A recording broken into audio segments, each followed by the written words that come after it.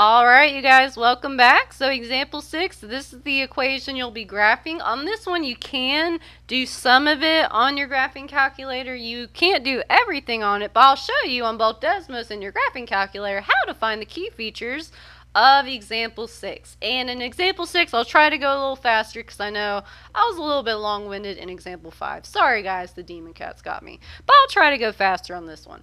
Okay, so I'm going to show you on both Desmos and your graphing calculator. Again, if you're going to be using Desmos.com, I encourage you to minimize your video screen to half the screen on your computer, and then on the other half of the screen, you can pull up Desmos.com.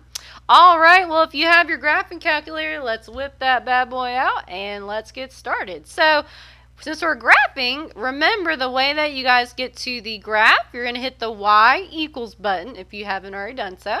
So it's y equals the square root, which how you get to square root? Well, the square root key is right above the x squared button. So I'm going to hit second squared, which will give me square root.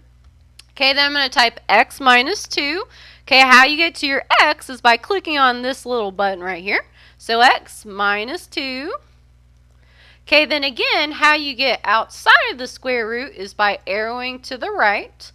Oh, I'm typing in example 5. Good golly. The demon cats have gotten me, you guys. Alright, so let's try that again. Example 6 is negative 2. Sorry. And don't forget, you guys, on your calculator, when you're using a negative value, you use the negative button. When you're subtracting, you use the subtraction button, so be careful. So let's try this again. So y equals negative 2 times the square root, so second x squared. Alright, and then we're going to type x. And then how you get outside of the square root is by arrowing to the right, and then plus 1. Alright, and then you can simply hit graph, or to get a nice 10 by 10 screen, you can hit zoom 6, which will give you that standard 10 by 10 screen.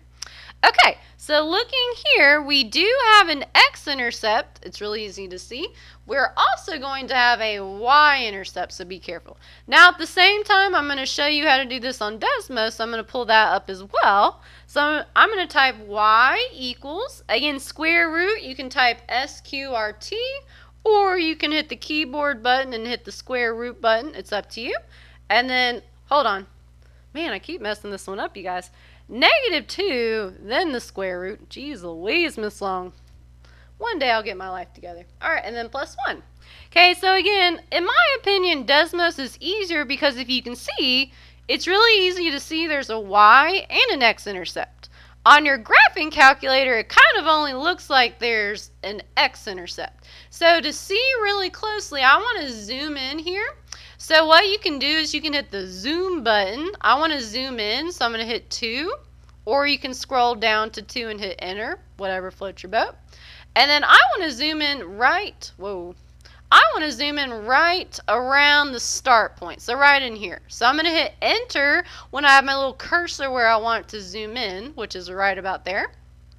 Okay, so now looking at it, it's much easier to see that I have a y and x intercept. But from first glance, I couldn't really tell. So again, in my opinion, Desmos is easier, but again, if you like your graphing calculator, that is also fine.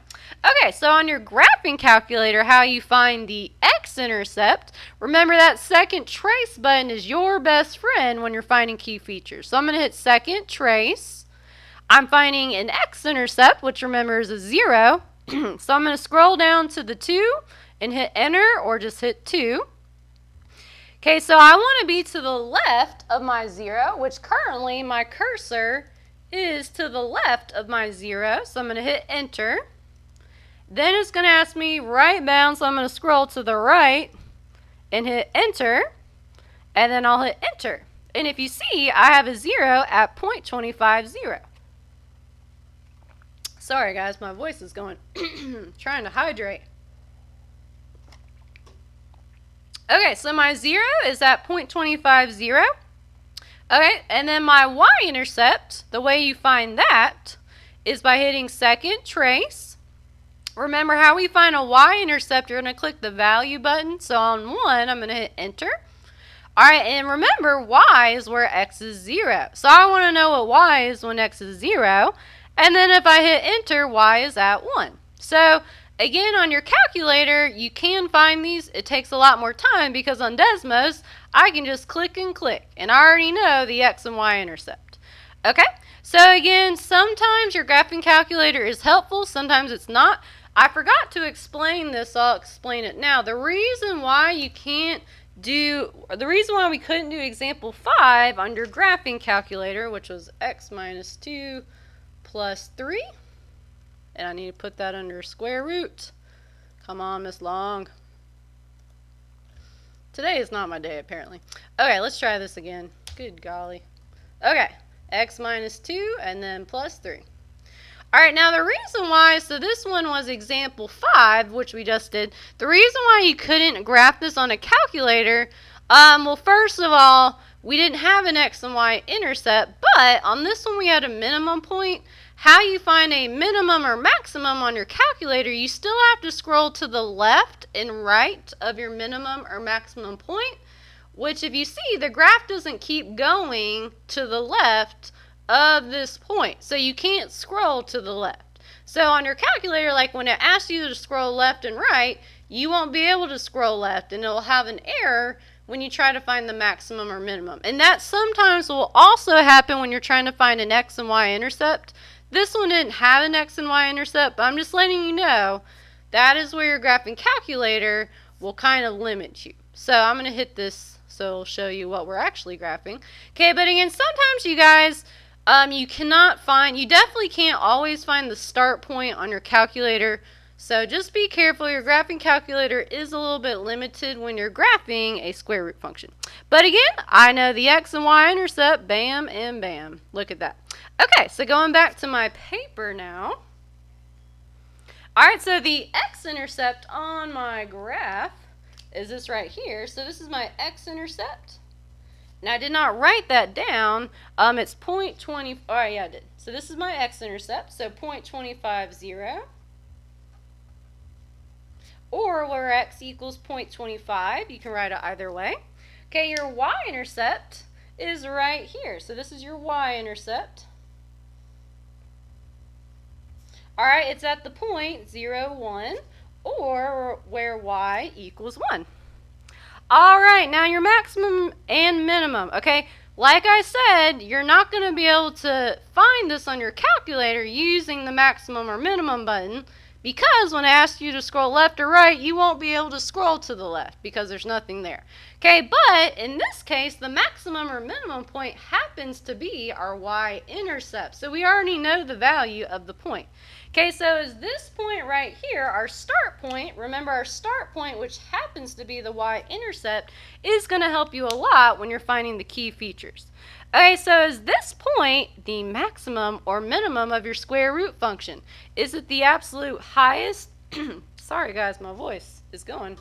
Is it the absolute highest or absolute lowest point on your graph? Well, it is the absolute highest point on your graph. So this is going to be your maximum point. So this graph, unfortunately, doesn't have a minimum point. So no minimum, which I know is sad. No minimum. Okay, but the maximum is the point 0, 1, which happens to be your y-intercept in this case. So it's kind of cool. The y-intercept is not only the y-intercept, it's also your maximum point. So pretty cool, right? All right, now your end behavior. This is when you ask yourself, where does the graph, which y does the graph approach as you head to the left? And then what y value does the graph approach as you head to the right? Okay, so as we're heading to the left, what y value is the graph heading toward? Well, it's heading toward this 1 right here. That is the y value of the start point. So the value it's approaching is 1. Now as we head to the right, so this is as we approach the left. So as we head right, which there is an arrow there. I know it's not marked, but there is secretly an arrow there. As we head to the right, the graph is heading downward. The graph is decreasing. So we're headed down for forever, which means we're headed to infinity, but downward means we're heading in the negative direction. So we're heading down.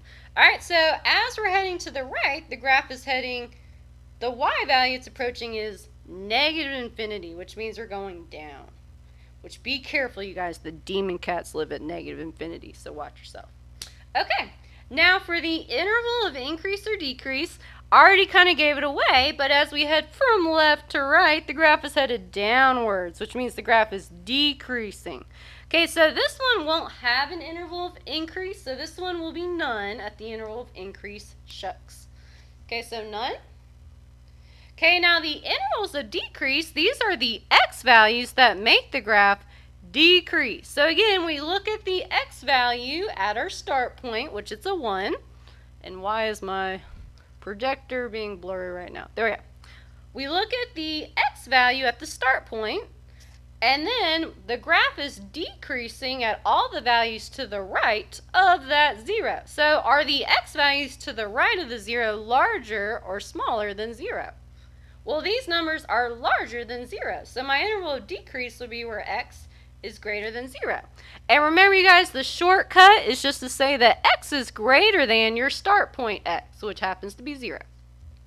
All right, then lastly, the domain and range. Well, domain, we ask yourself how far left and right the graph goes, which the furthest x to the left is our start point x, which is 0. And then as we head to the right, the graph continues on for forever. So are these values larger or smaller than the 0? Well, they are larger, so it'd be where x is greater than or equal to 0. Or don't forget, you can set everything inside your square root to be greater than or equal to 0, which I only have an x in there. So I would just say x is greater than or equal to 0, and then I'm done. Okay, guys, and don't forget also the shortcut. If you happen to know your start point, okay, the domain is basically the same thing as your interval of increase or decrease. You just throw on an equal to sign. So you say x is greater than or equal to the x value of your start point. All right, now the range, you say how low does the graph go and how high does the graph go? Well, how low the graph goes, it keeps going down for forever. And then how high it goes, the highest y value is the y of your start point, which happens to be a 1. So we know we have a y and a 1. Now, are these values down here larger or smaller than the 1? Well, they're things like -5, -10, so they are things that are smaller than 1. So this will be where y is less than or equal to 1. And again, you guys, the shortcut, if you know the k value, if we think about transformations, that's the number added or subtracted to the end. And if the graph is decreasing, or if we have a negative a value, okay, you say y is less than or equal to the k value. So the shortcut, you could also say y is less than or equal to k, which happens to be 1. Well, there you go, you guys. We have found all of the lovely key features of our square root function. The last thing, I just need to give my graph a name because the graph deserves a name, right? So I'm going to name this graph Shelly. Well, there you go, you guys. Let's get going on the next example problem.